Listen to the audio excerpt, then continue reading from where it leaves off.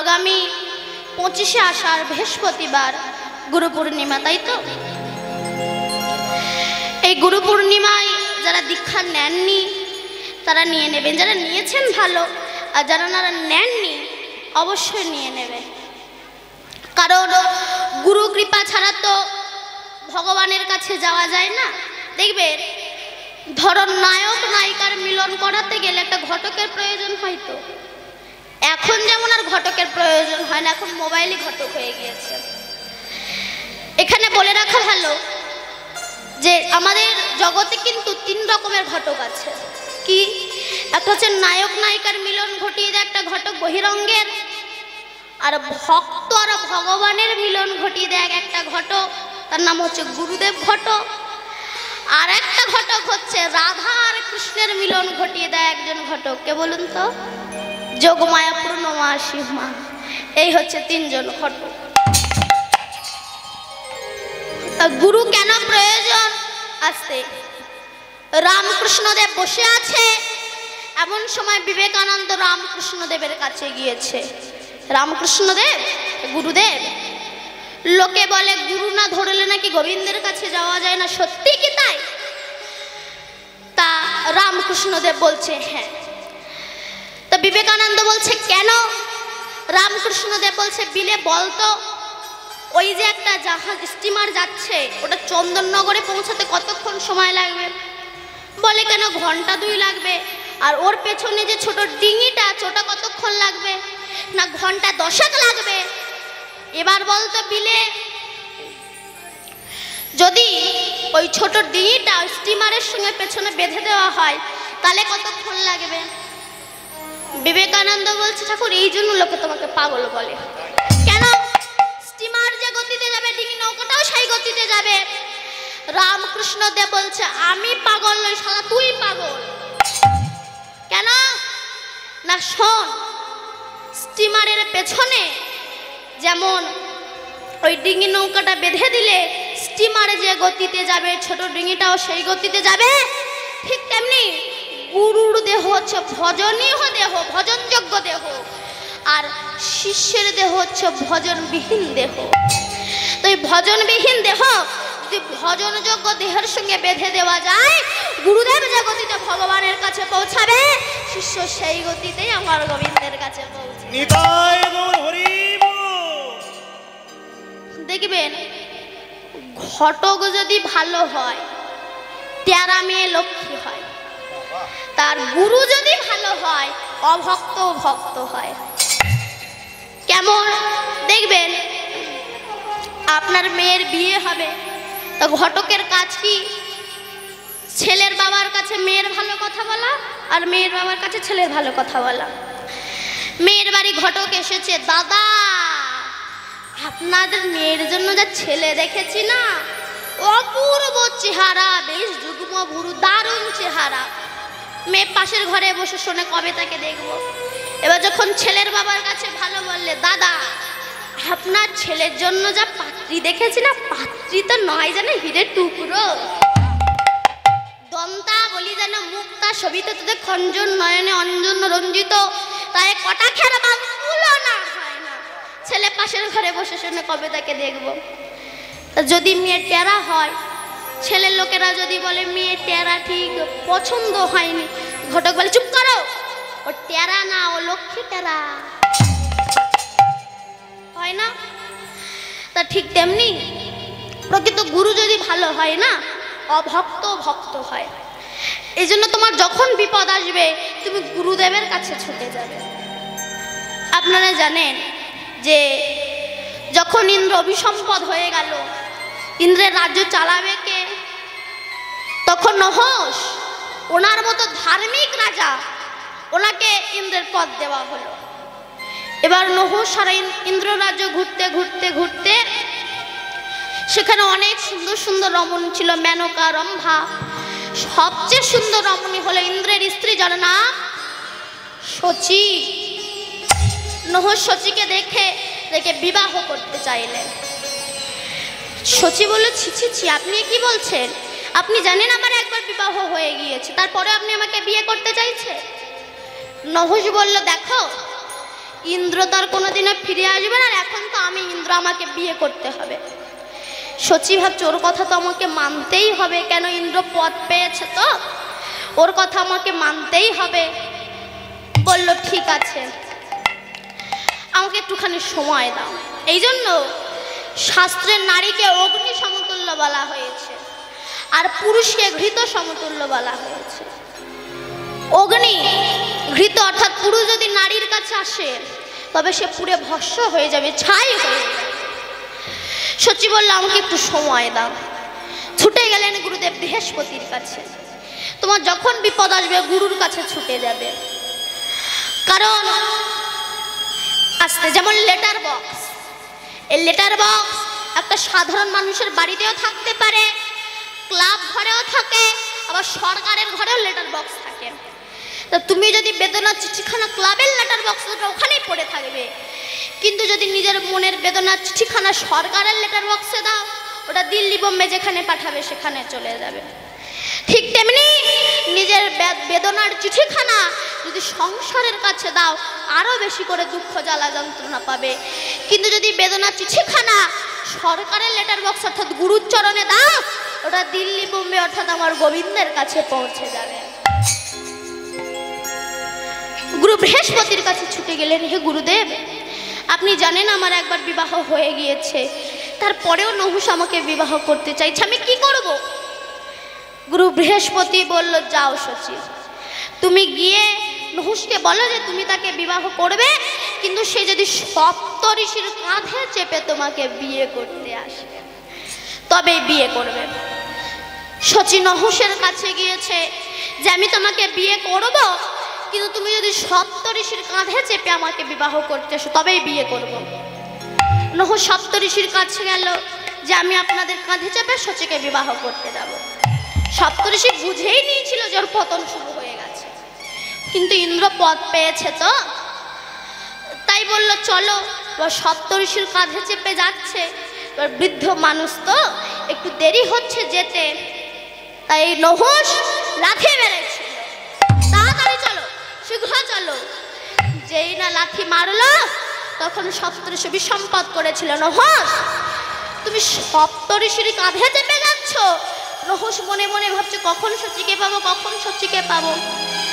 মানুষ যখন কামাসক্ত হয়ে যায় তখন তার না থাকে ভয়, না থাকে লজ্জা, তার কিছুই থাকে।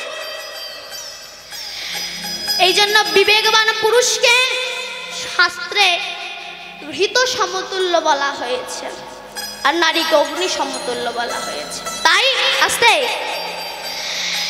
যেই লাথি মারলো সপ্তর্ষি বিসম্পদ করেছিল, যাও সপ্তর্ষির কাঁধে চেপে যাচ্ছে বা শীঘ্র শীঘ্র করছে, যাও তুমি সর্প হয়ে জন্মগ্রহণ।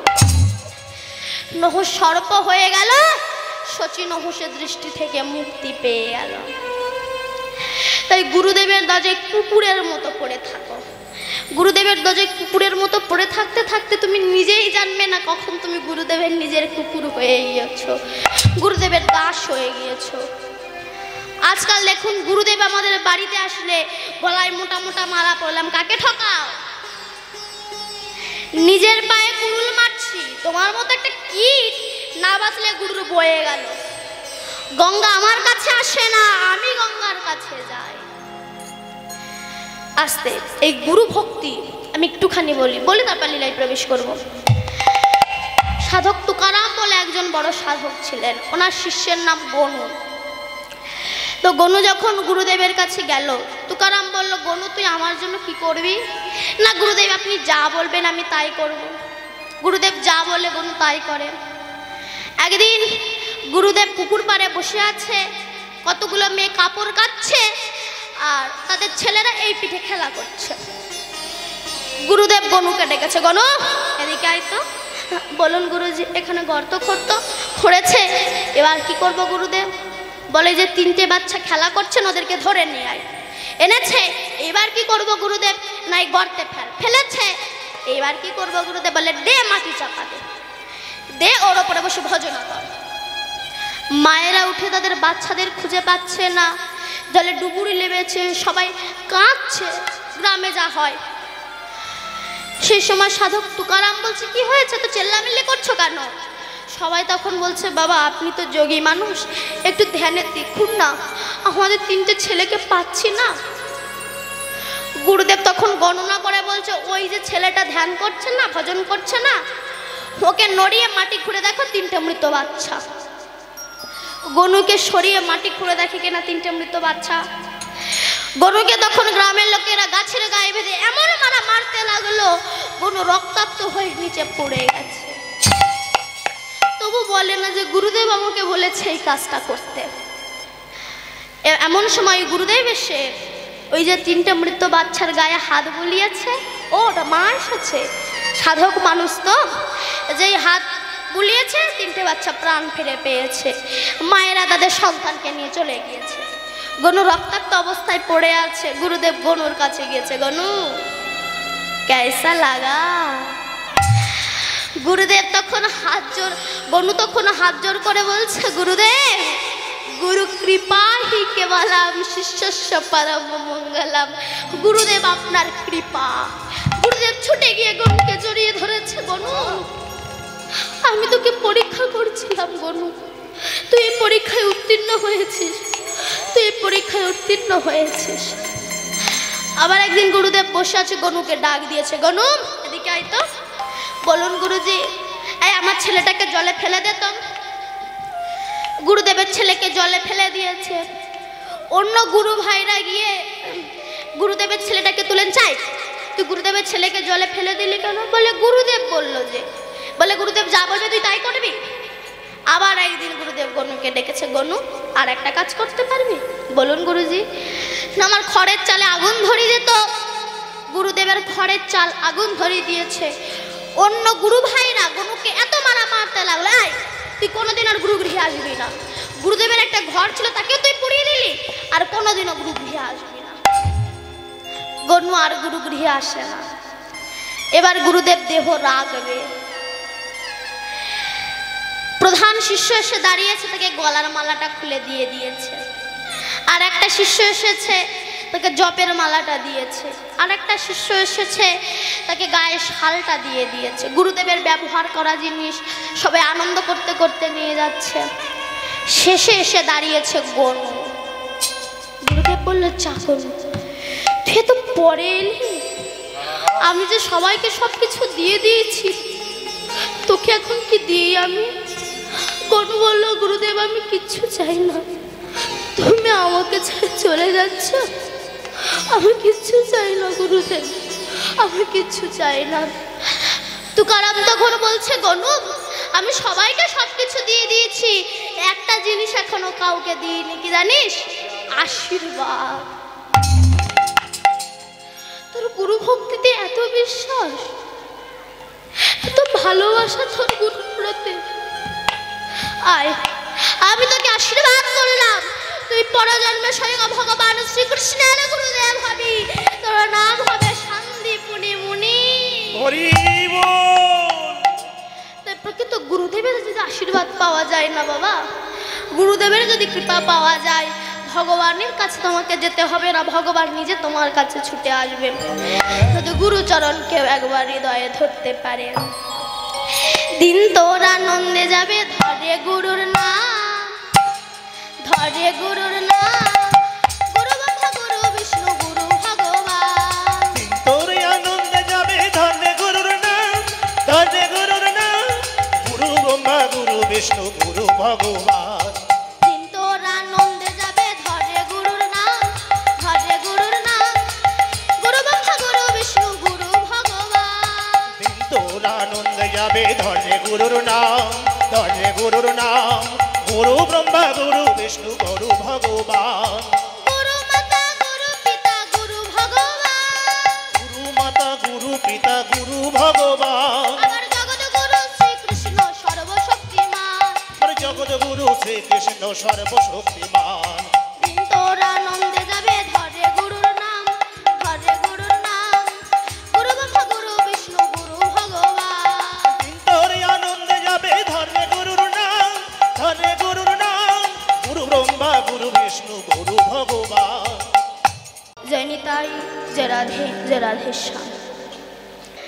শ্রীমান মহাপ্রভু গৌরাঙ্গ সুন্দর শ্রী শচী নন্দন আমার ব্রজধাম পরিত্যাগ করে, বৃন্দাবন ধাম পরিত্যাগ করে শ্রীধাম নবদ্বীপে গৌর হয়ে এসেছেন।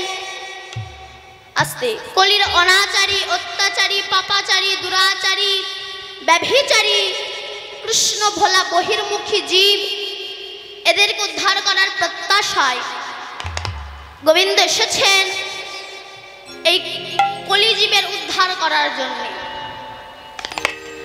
কলিজীবের দুঃখ হেরি যিনি যমুনা তট বিহারী, সুদর্শন চক্রধারী, কংসের বংশ ধ্বংসকারী, পুতনা বক্ষণকারী, রাস রসের নর্তনকারী, রাই সংকুটের বংশীধারী, ব্রজধাম পরিহরি, শ্রীধাম নবদ্বীপে অবতরী, নামের ডালি মাথায় করি, কলিজীবের পায়ে ধরি, ঝরাইয়া নয়নের বাড়ি, বলে একবার বলো তোমরা গৌর হরি।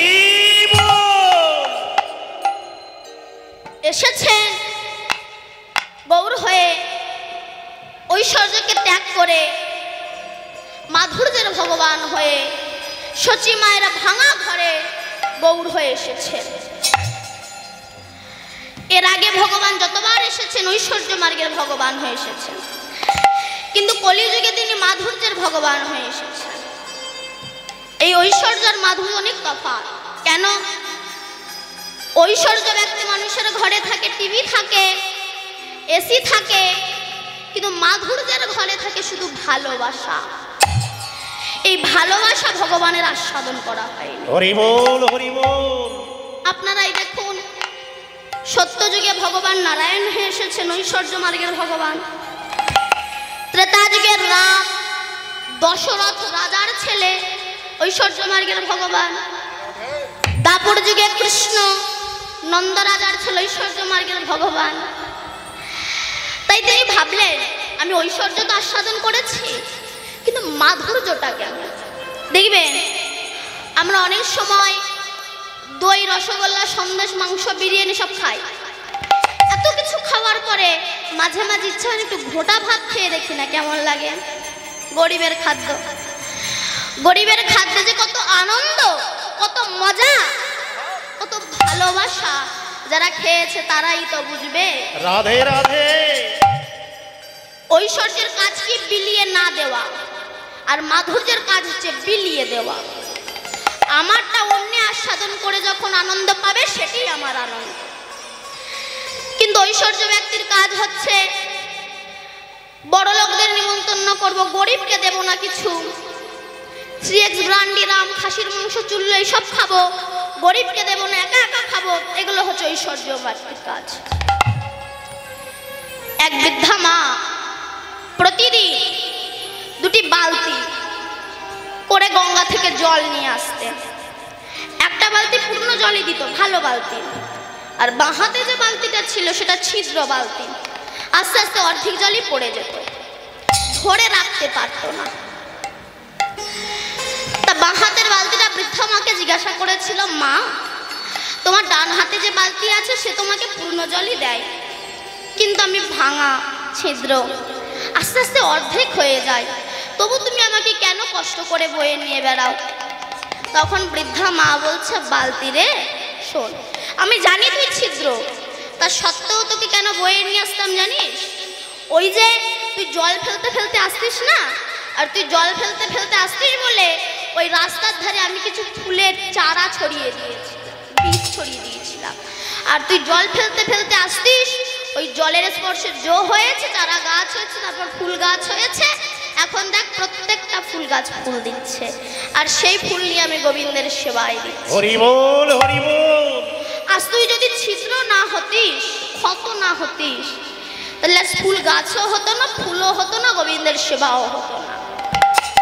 তাই যে যত ত্যাগ করতে পারবে তত বেশি আনন্দ পাবে।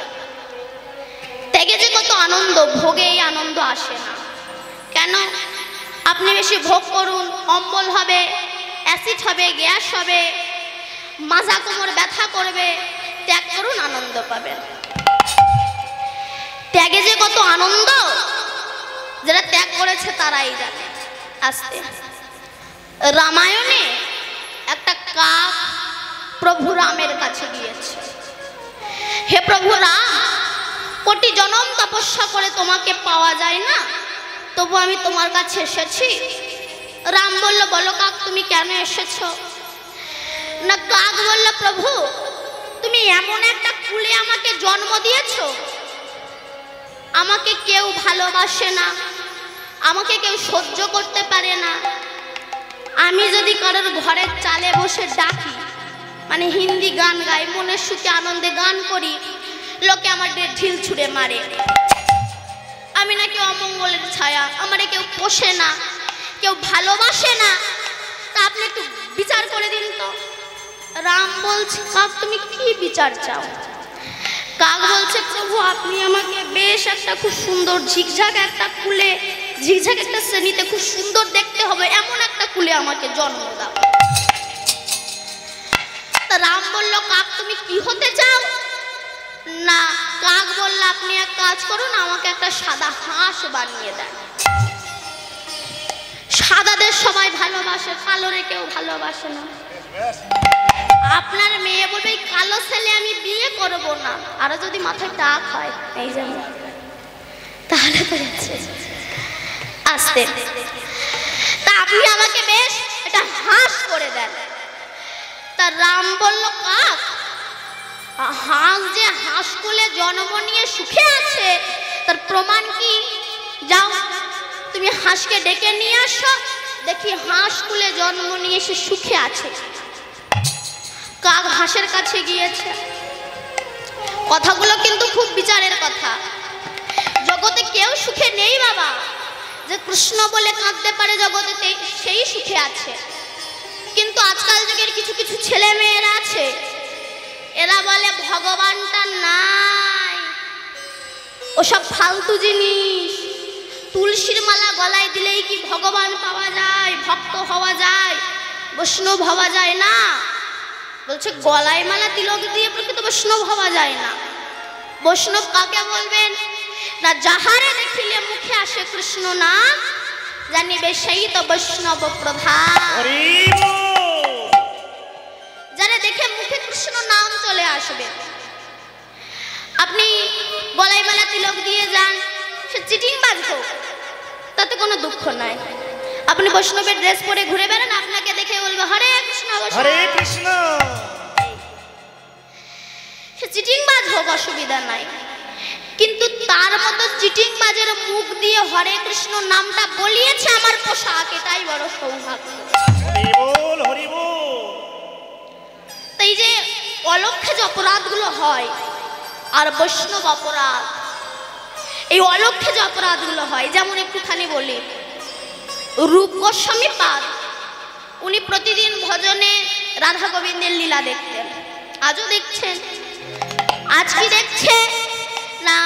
কৃষ্ণ রাধারানীকে কাঁধে নিয়েছে, রাধারানী ফুল পাড়ছে, হঠাৎ গোবিন্দ রাধারানীকে ফেলে দিয়েছে, রাধারানী পড়ে গিয়েছে, ওই দেখে রূপ গোস্বামী পাদ হো হো করে হেসে উঠেছে। যেই হেসে উঠেছে ঠিক ওই সময় ওই মুহূর্তে ওই রাস্তা দিয়ে খঞ্জ বাবা যাচ্ছিল, উনি খোড়া।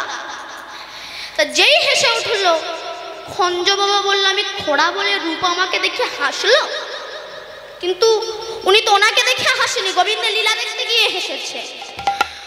তা মনে মনে ভাবলাম, আমি খোড়া বলে আমাকে দেখে হাসলো, যাও তোমার কৃষ্ণ কৃপা আর হবে না।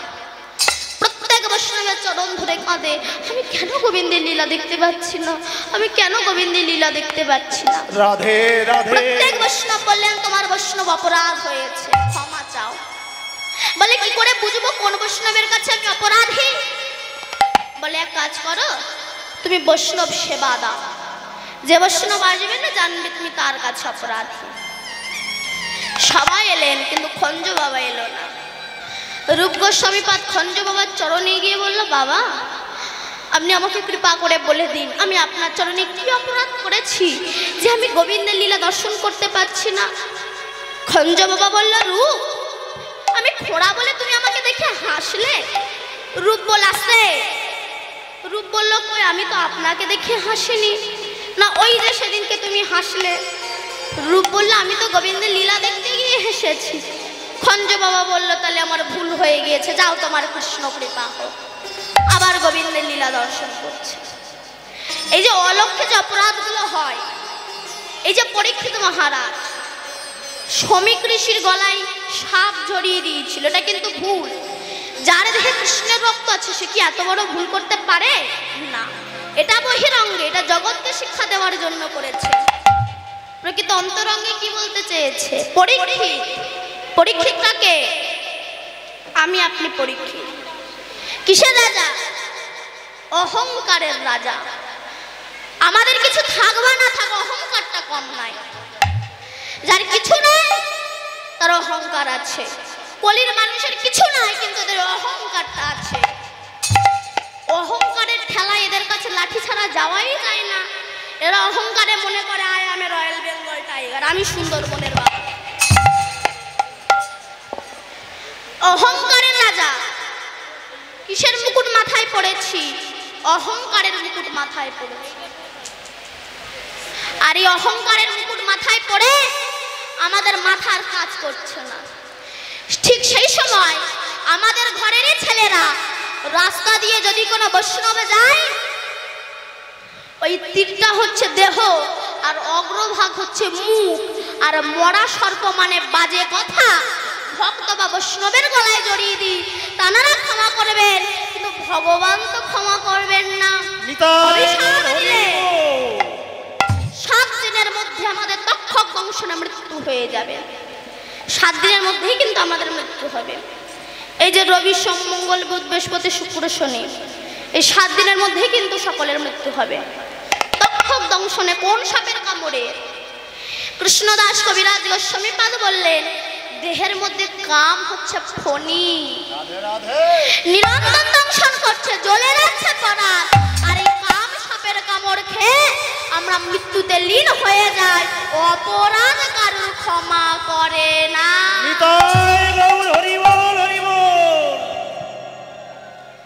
তাই অলক্ষ্য অপরাধগুলো হয় বাবা, এগুলো বলা যায় না। তাই মানুষ যদি নিজেরই বিচার করতো, বলছে নিজেরই বিচার করো ভাই, দেখবে পরের বিচারের আর সময় নাই। মানুষ যদি নিজের বিচার করত, তবে পরের বিচার করার আর সময় পেত না। আমি কতটুকু সৎ, আমি কতটুকু ভালো, সেটা আমি ছাড়া তো আর কেউ জানে না।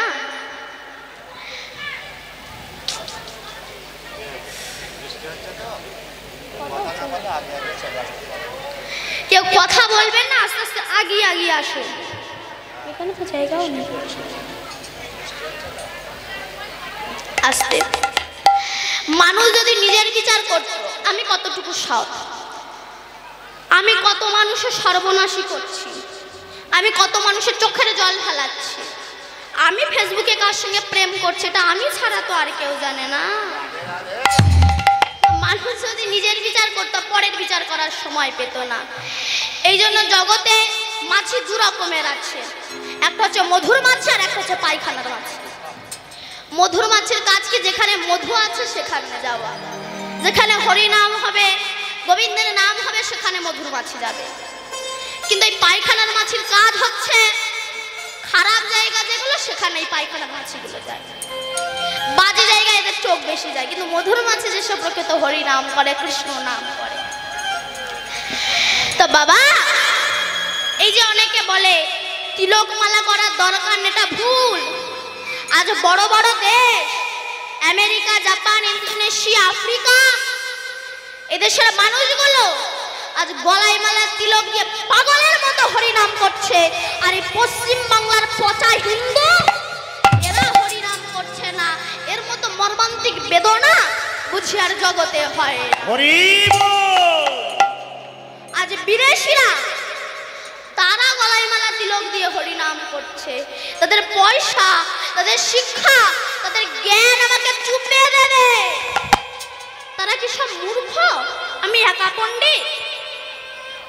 তুমি যদি গলায় মালা না দাও, ভগবানের নাম না করো, তাতে ভগবানের নাম কমে যাবে না। কেন? ঘরে ঘরে গ্যাস্ট্রিক রোগী, ঘিয়ের দাম কি কমে যাচ্ছে? কমে যাচ্ছে? সুগারের ব্যক্তি যদি রসগোল্লা না খায়, মিষ্টির দোকান বন্ধ হবে না। কানা যদি আয়না না দেখে, আয়না কোম্পানি বন্ধ হবে না। গ্যাস্ট্রিক রোগী যদি ঘি না খায়, ঘিয়ের দাম কমবে না। সুগারের ব্যক্তি যদি রসগোল্লা না খায়, মিষ্টির দোকান বন্ধ হবে না। কানা যদি আয়না না দেখে, আয়না কোম্পানি বন্ধ হবে না। ঠিক তেমনি চরিত্রহীন যদি কৃষ্ণ নাম না করে, তবে বৈষ্ণব মালা দিলেও তবে সে বন্ধ হবে না। বাবা, ভগবানের শত্রু হয়ে জগতে কেউ সাকসেসফুল হতে পারেনি।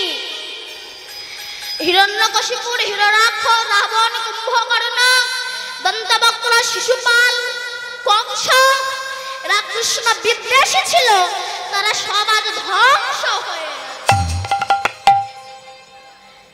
তাই জগতে তারা সুখী যারা কৃষ্ণ বলে কাঁদতে পারে। আস্তে তো কাক হাঁসের কাছে গিয়েছে, হাঁস ভাই একটু যাবে, প্রভু রামচন্দ্র তোমাকে ডেকেছে। হাঁসকে ডেকে এনেছে।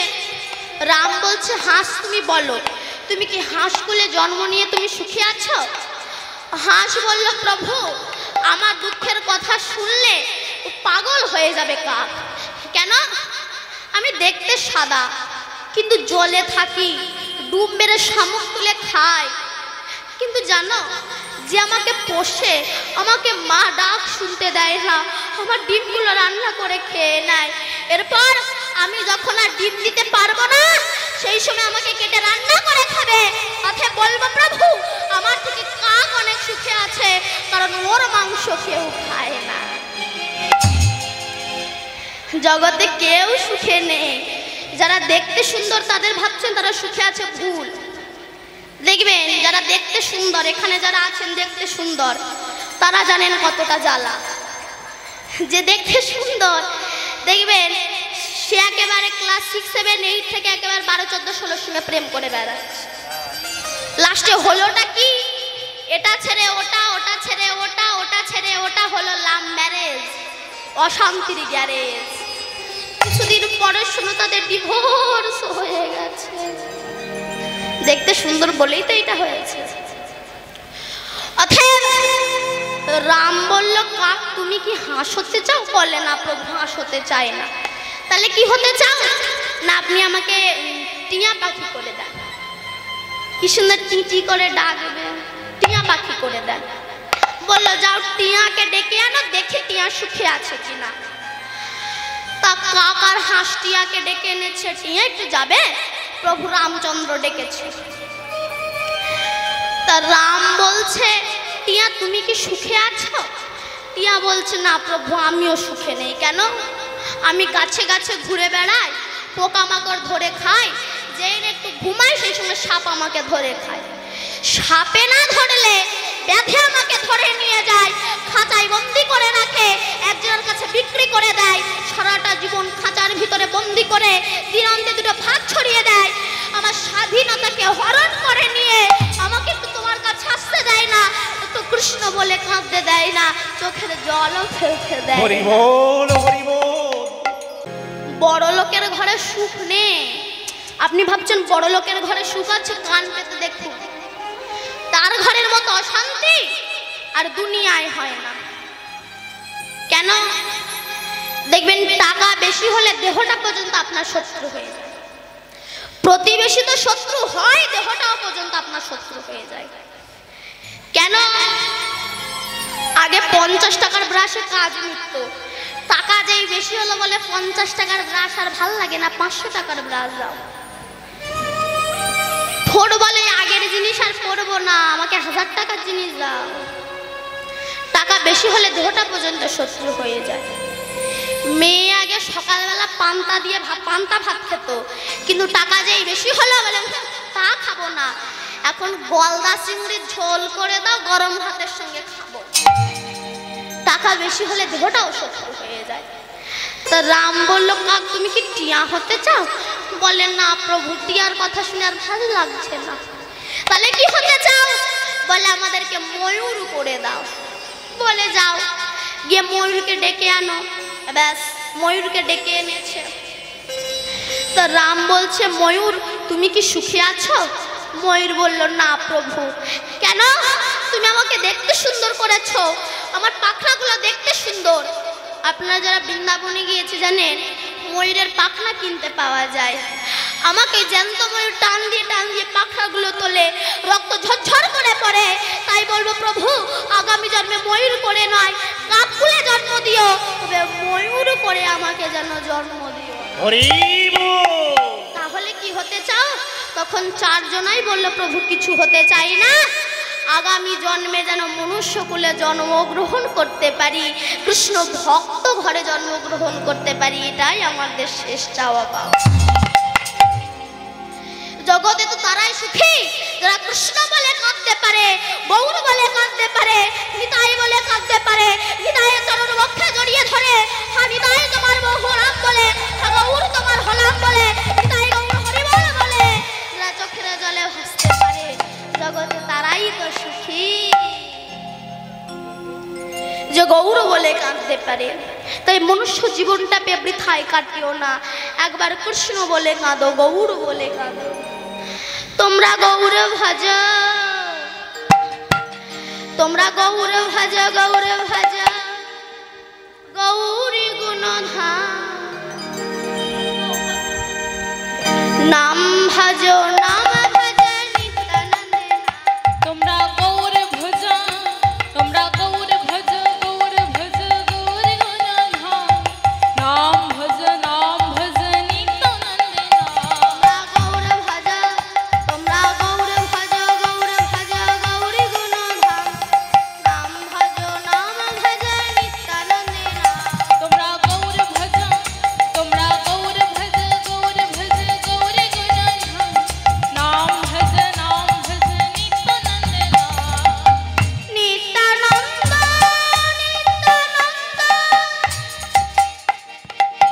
সবার মনে দেয় আনন্দ।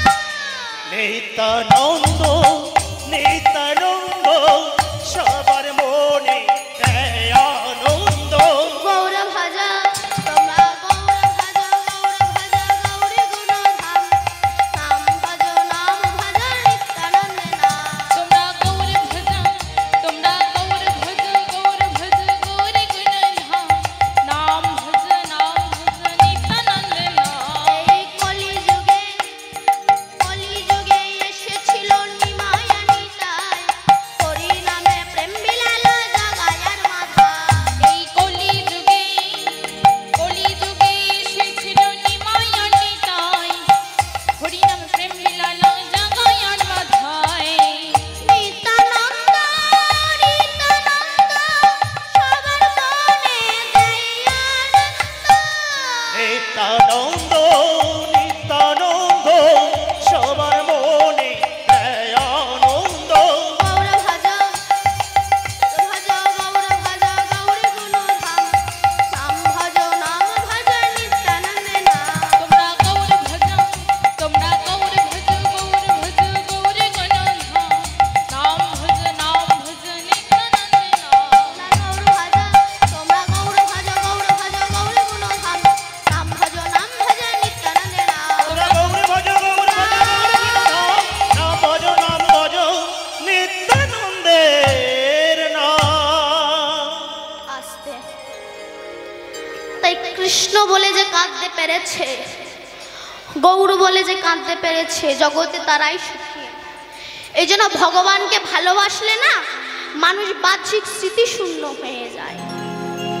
কেমন একটুখানি বলি, আস্তে ছোট করে বলছি।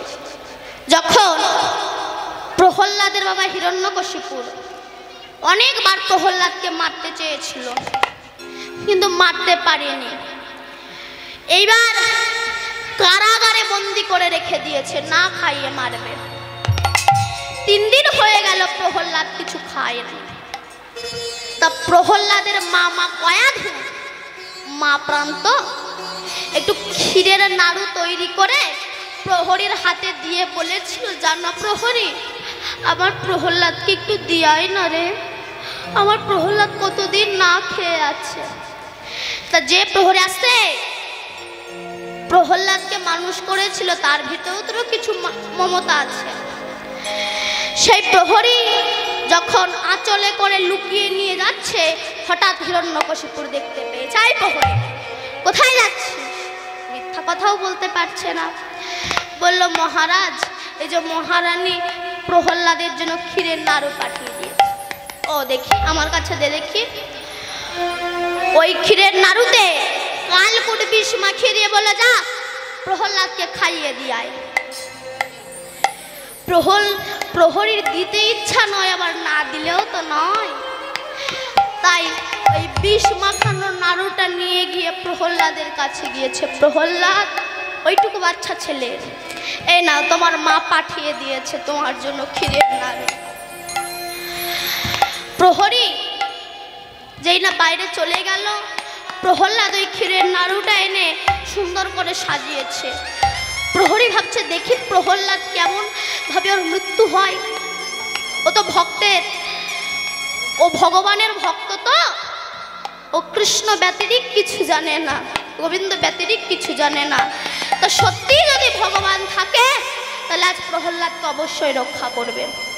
এই বলে কারাগারের ওই ছিদ্র দিয়ে প্রহরী দেখছে প্রহ্লাদ নাড়ুগুলো সাজিয়ে একটা নাড়ু তুলে নিয়ে ডাকছে, হে ভক্তের ভগবান, হে দয়াময়, হে বিপদ ভঞ্জন মধুসূদন, আমি তো তোমাকে ছাড়া কিছু খাই না ঠাকুর, আমি যা খাই তোমাকে তাই দিই, তুমি এসো, তুমি আগে খাবে পরে আমি খাবো, এসো। এই বলে যেই না প্রহ্লাদ চোখের জলে ভেসে কাঁদছে, হঠাৎ প্রহরী দেখলো ওই অন্ধকার কারাগারটা যেন আলোয় পরিপূর্ণ হয়ে গেছে। কে যেন একজন শঙ্খচক্র গদা পদ্মধারী এসে ওই বিষ মাখানো নাড়ুগুলো নিজে সেবা করলো, আর নিজে কিছু নাড়ু এনেছিল তা প্রহ্লাদকে দিয়ে চলে গেল। হরি বল, হরি বল। প্রহরী ভাবছে, কি তুমি এমন করুণার ভগবান যে ভক্তের জন্য তুমি বিষ খেতে পারো? না, আমি আর মহারাজের দাসত্ব করব না। প্রহ্লাদ যার চরণে দাসখত লিখে দিয়েছে, আজ আমি তার চরণে দাসখত লিখে দেব। ছুটতে ছুটতে যাচ্ছে, হিরণ্যকশিপুর ডেকেছে, প্রহরী এদিকে আয়। কি প্রহ্লাদ মারা গেছে না? বিষে সারা গা নীল হয়ে গেছে, তাই না? না মহারাজ, প্রহ্লাদ মরে। কেন? তুই তাকে দিসনি বিস্ময় খনন আরোগুলো? হ্যাঁ দিয়েছিলাম, তবে মরেনি কেন? না মহারাজ, প্রহ্লাদের যে ভগবান, সে নিজে সেই বিষ মাখানো নাড়ুগুলো সেবা করেছিল আর নিজে কিছু নাড়ু এনেছিল, তাই প্রহ্লাদকে দিয়ে চলে গিয়েছে। তখন হিরণ্যকশিপুর প্রহরীকে ধরে বলছে, প্রহরী, ওই যে প্রহ্লাদের নাড়ুটা খেয়েছিল না, ওই নাড়ুর কিছু কণা কি আশেপাশে পড়ে আছে? কেন মহারাজ, আমায় একটু এনে দিবি রে, আমি তো অসুখ, কোনোদিনও একটু কৃষ্ণ বলে কাঁদিনি আমি, তাই একটু জানা ওই প্রহ্লাদের একটু প্রসাদ এনে দে, আমি ওই প্রসাদ খেয়ে আমার এই অসুর জন্মটা আমি ধন্য করে দেব। ওরে প্রহরী বলে, দে দে প্রসাদ,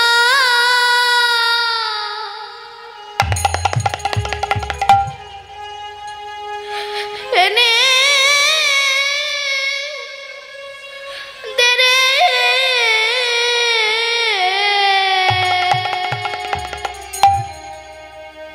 দে দে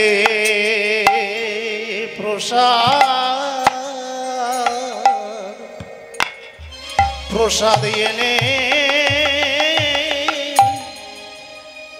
এনে দে রে। আমার অসুর জন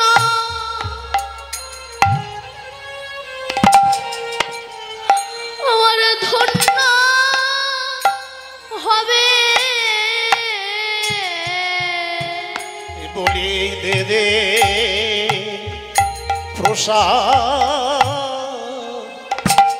প্রসাদ এনে দে,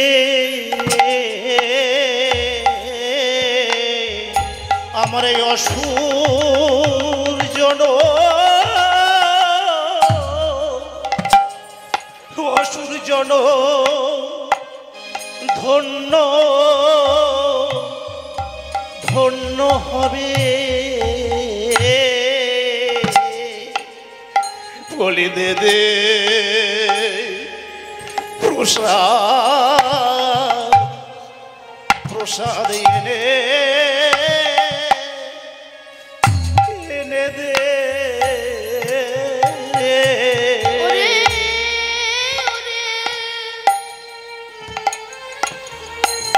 ও প্রহরী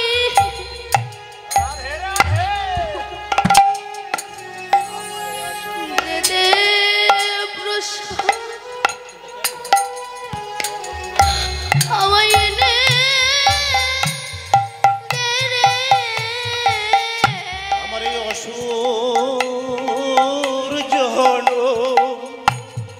ধন্য হবে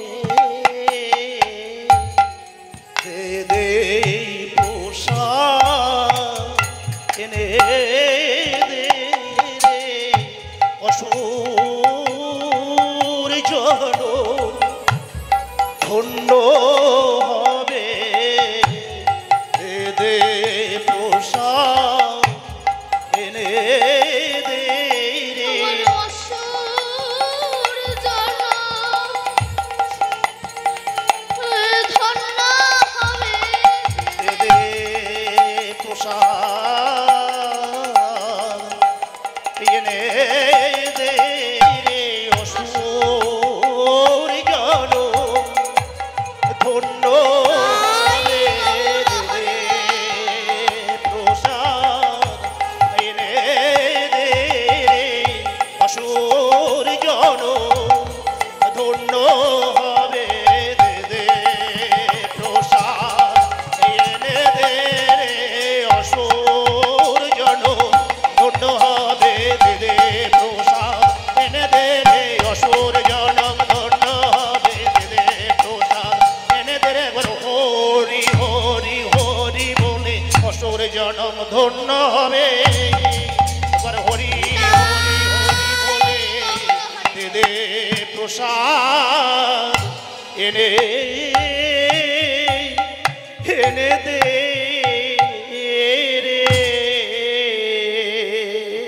সে অসুর এটা সে ভুলে গিয়েছিল কেন না কৃষ্ণ করুণায় কৃষ্ণ কৃপায় ভক্তের কৃপায় ভগবানকে পেতে গেলে তো প্রথমে ভক্ত কৃপা দরকার গুরু কৃপা দরকার তারপরে তো ভগবানের কাছে যাওয়া যায় বলুন পরম দয়াল শ্রী গুরুদেব কি জয় তাই আজ গৌরাঙ্গ মহাপ্রভুর ভাবটা কেমন না প্রীতি মূরতি কে রূপ স্বরূপ ধরো আজ মহাপ্রভু যাচ্ছে কেমন ভাবে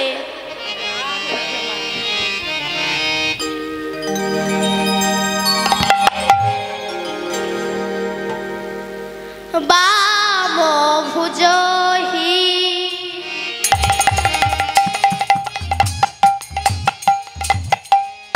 বসনে মুখ